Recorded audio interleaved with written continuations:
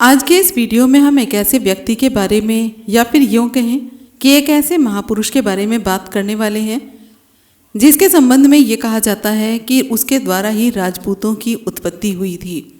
उसी के द्वारा ही आबू पर्वत पर यज्ञ किया गया था और उसी आबू पर्वत पर किए गए यज्ञ से अग्निवंशियों की उत्पत्ति हुई थी।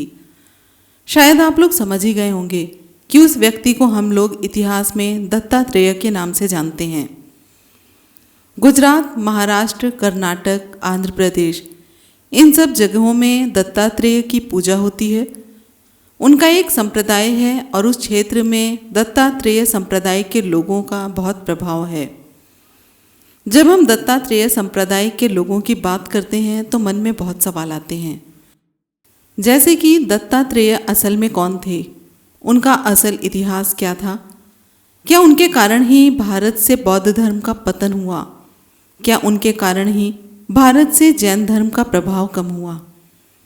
क्योंकि इतिहास में जो कहानियाँ मिलती हैं उनसे यही साबित होता है कि राजपूतों के उदय के बाद भारत से बौद्धों का और जैनों का प्रभाव कम हो गया था।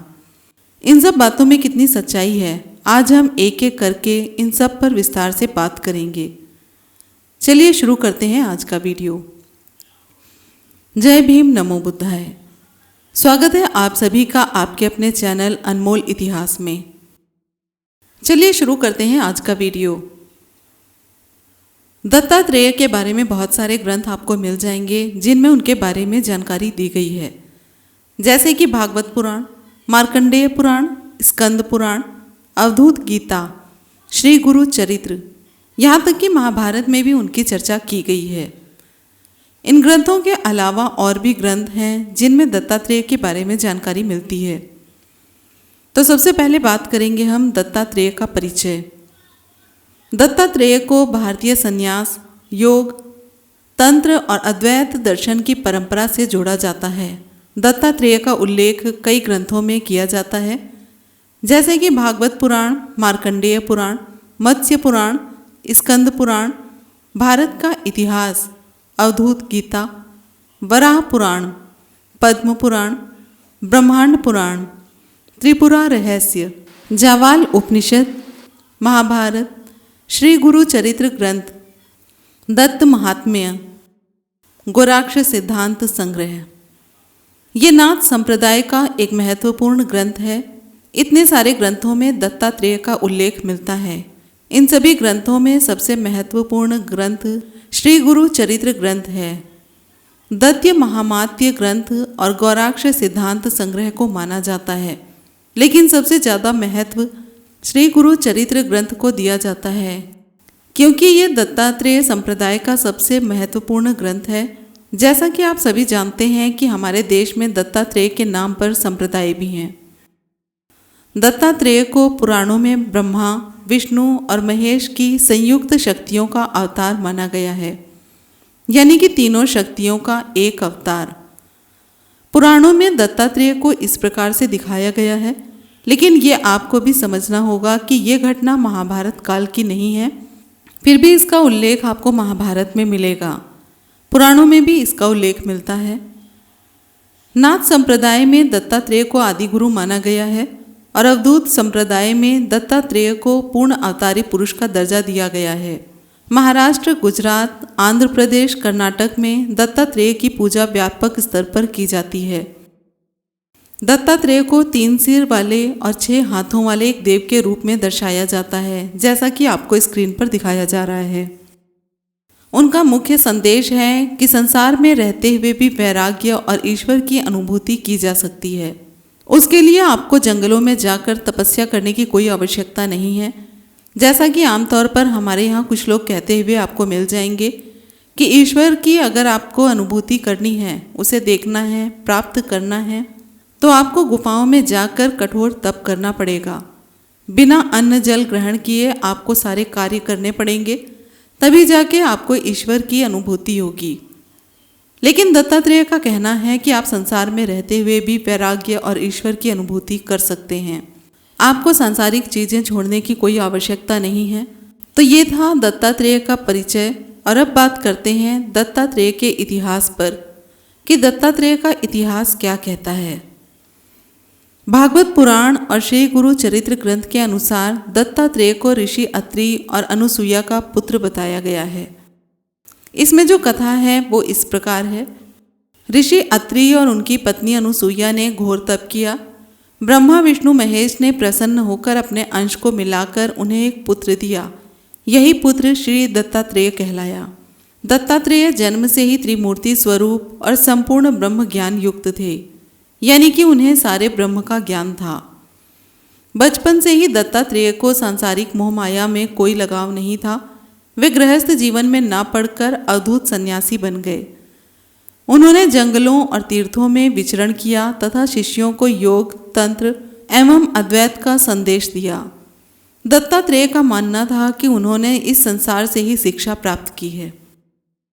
दत्तात्रेय का ये मानना था कि उन्होंने इसी संसार से शिक्षा प्राप्त की है, तो इससे हम ये कह सकते हैं कि उनका कोई पुरुष गुरु नहीं है। उन्होंने जो भी शिक्षा प्राप्त की है वो सारी सांसारिक चीज़ों से प्राप्त की है, जैसे धरती, हवा, आसमान, पानी, कला, परोपकार, पिंगला, समुद्र, पतंगा या जुगनू, मधुमक्खी, मधुहरी, हाथी, हिरण, मछली, गजपिंगला, मकड़ी, सांप, कीट, बालक, कुम्हार, लोहार, भोर, हंस, इन सब से उन्होंने ज्ञान को प्राप्त किया है। यहाँ पर उन्होंने किसी भी भगवान की चर्चा नहीं की है, किसी देवी की चर्चा या फिर किसी भी देवता की चर्चा नहीं की है। जो भी उन्होंने ज्ञान प्राप्त किया वो इन सारी चीज़ों से प्राप्त किया है। दत्तात्रेय का यही प्रसंग अवधूत की दृष्टि को दर्शाता है, क्योंकि जो हर जगह से शिक्षा प्राप्त करता है वही अवधूत कहलाता है।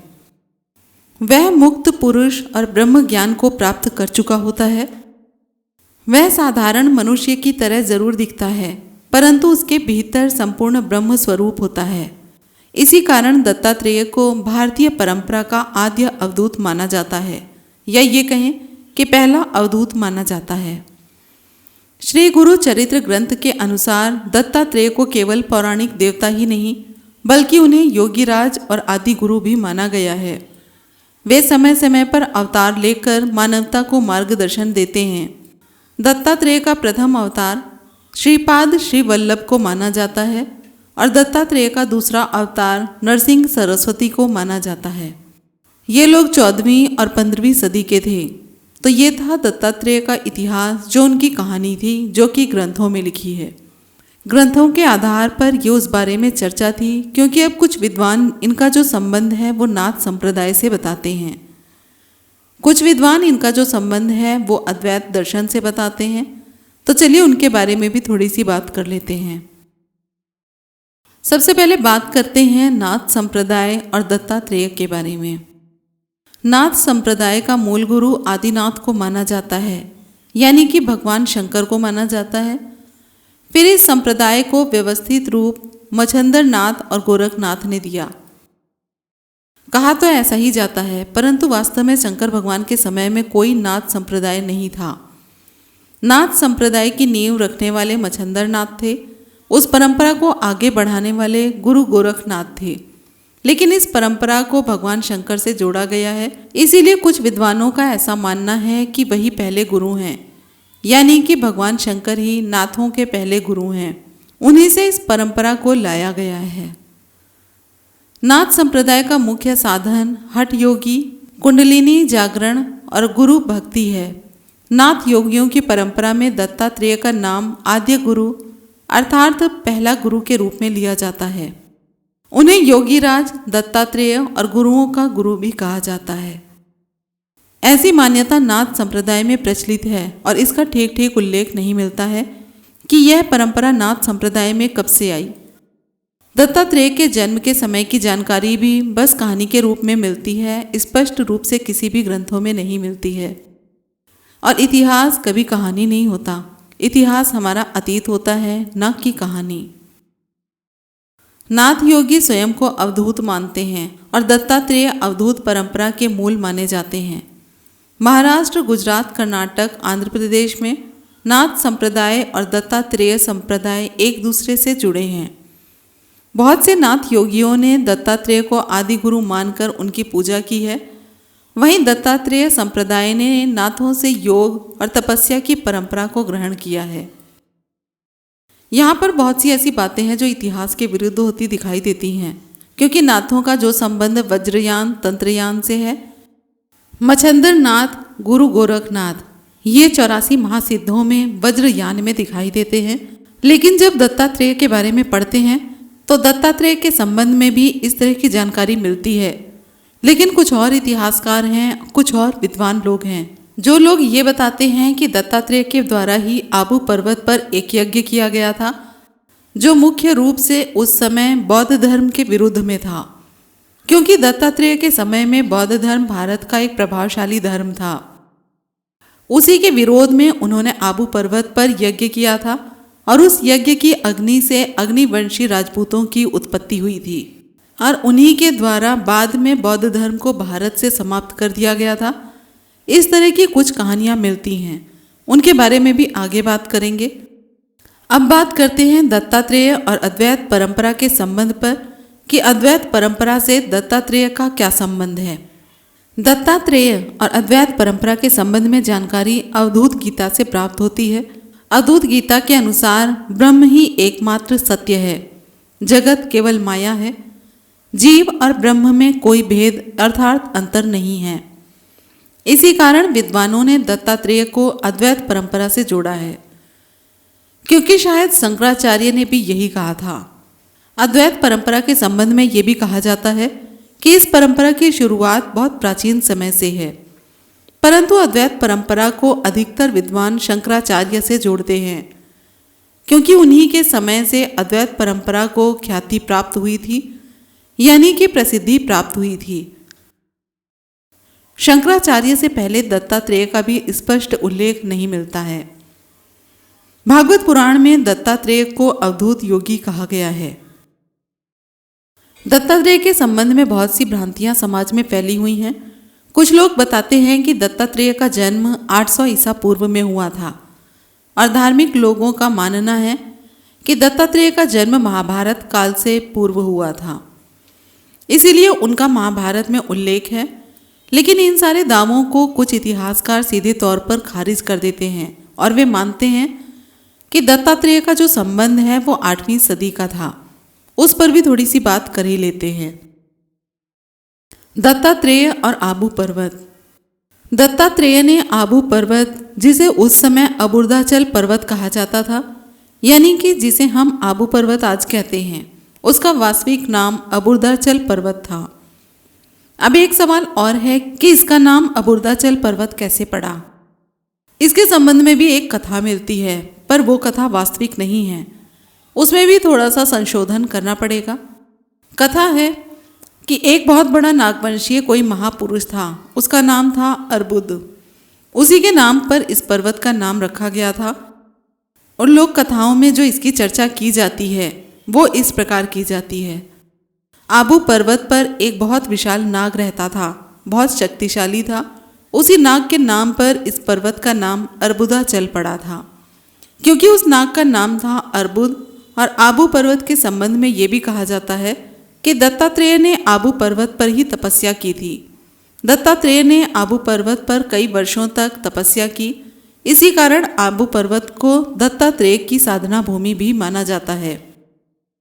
आबू पर्वत पर आज भी दत्तात्रेय की साधना गुफा और मंदिर मौजूद हैं, जो इस तथ्य की पुष्टि करते हैं कि दत्तात्रेय ने आबू पर्वत पर तपस्या की थी, यानी कि उनका संबंध किसी न किसी तरह से आबू पर्वत से है। आबू पर्वत को दत्तात्रेय की पैतृक भूमि का दर्जा भी दिया जाता है, क्योंकि उनके पिता ऋषि अत्रि ने यहाँ पर यज्ञ किया था। लोक परंपराओं और क्षेत्रीय परंपराओं में आज भी यह विश्वास किया जाता है कि दत्तात्रेय ने आबू पर्वत पर यज्ञ और साधना दोनों की है। इसी कारण आबू पर्वत को दत्तात्रेय की यज्ञ स्थली और तपोभूमि दोनों माना जाता है। परंतु यह लोक परंपराओं में और क्षेत्रीय परंपराओं में ऐसा हमें देखने को मिलता है। तो यहाँ पर गौर करने की बात यह है कि अगर आप ग्रंथों का सहारा ले रहे हैं तो भी ये सिद्ध होता है कि दत्तात्रेय का संबंध आबू पर्वत से था।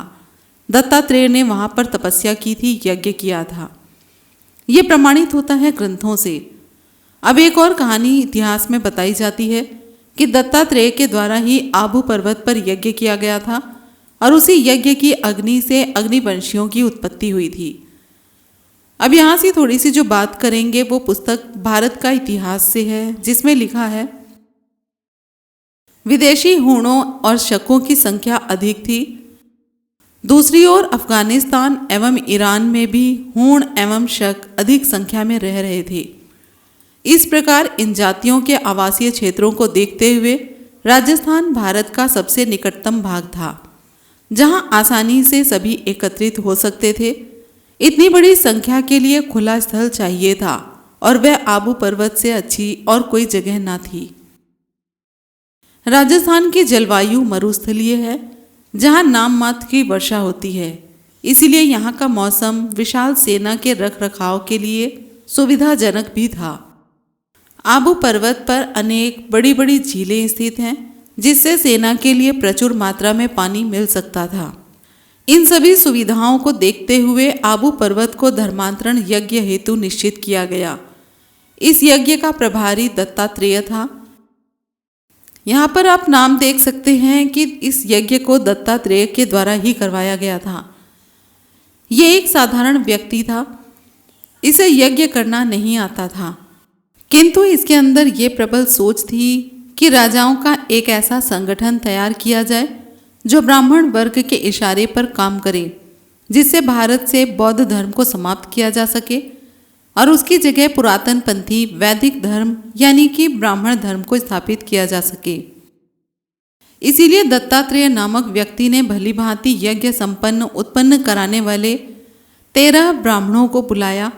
उन ब्राह्मणों ने, जिसमें कुछ देसी लोग थे और कुछ विदेशी लोग थे, उनका धर्मांतरण किया और उन्हें क्षत्रिय बनाया। यानी कि जैसे हूण और शक उनको यज्ञ के माध्यम से शुद्ध किया। यह तथ्य लिखित रूप में उपलब्ध है। यह घटना 8वीं सदी की है। इसके अतिरिक्त परमार अर्थात पवार, सोलंकी, प्रतिहार भारतीय मूलवंश हैं। बहुत से ऐसे तथ्य होते हैं जिनके संबंध में समाज में गलत जानकारी फैली होती है। उन सभी बातों पर बहुत सोच समझकर बात करनी पड़ती है। इसलिए ये ध्यान में रखना होगा कि आबू पर्वत पर जिनका धर्मांतरण हुआ था उसमें कुछ विदेशी वर्ग था तो कुछ भारतीय लोग थे, फिर उनको क्षत्रिय बनाया गया था। पृथ्वीराज रासो में क्षत्रियों की उत्पत्ति का जो वृत्तांत मिलता है वह 1700 से 1800 ईस्वी के आसपास जोड़ा गया था, क्योंकि रोमिला थापर का कहना है कि बीकानेर के पुस्तकालय में पृथ्वीराज रासो की 3 मूल प्रतियां रखी हैं, जिनमें उक्त घटना का उल्लेख नहीं मिलता है। जबकि 18वीं शताब्दी के बाद के पृथ्वीराज रासो में क्षत्रियों की उत्पत्ति शायद क्षत्रियों की नहीं बल्कि राजपूतों की, और शायद सभी राजपूतों की भी नहीं, सिर्फ अग्निकुल के जो राजपूत हैं उनकी उत्पत्ति का वर्णन मिलता है। नव सहसांग चरित्र ग्रंथ है, उनमें भी मिलता है, लेकिन उसमें केवल परमार वंश की उत्पत्ति का जिक्र मिलता है और चारों की उत्पत्ति के बारे में जो बात की जाती है वो पृथ्वीराज रासो में की जाती है। लेकिन प्राचीन जो पृथ्वीराज रासो ग्रंथ है उसमें इस तरह की कोई भी जानकारी उपलब्ध नहीं है, यानी कि यह घटना पृथ्वीराज रासो में बाद में किसी ने जोड़ी है। इस तथ्य की पुष्टि यहाँ से होती है और इसके साथ ही कई इतिहासकारों ने इस पर विस्तार से जानकारी भी दी है। अगर आप इतिहास में देखेंगे तो राजपूतों के संबंध में जितना भ्रम लोगों के अंदर मौजूद है उतना शायद किसी अन्य समुदाय के संबंध में नहीं है, क्योंकि राजपूतों के संबंध में ये देखा जाता है कि ये अपना इतिहास स्वयं नहीं लिखते हैं, इनका इतिहास कोई दूसरा लिखता है।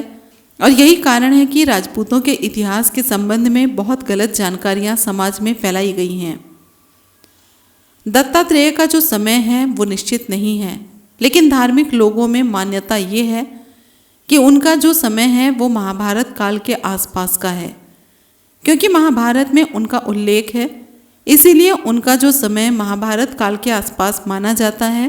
पर वास्तव में दत्तात्रेय के जो ऐतिहासिक उल्लेख हैं वो 8वीं सदी के आसपास के दिखाई देते हैं, क्योंकि नाथ संप्रदाय में उनका उल्लेख होना, अद्वैत की परंपरा में उनको शामिल करना, ये दर्शाता है कि 8वीं सदी के आसपास उनका प्रभाव था।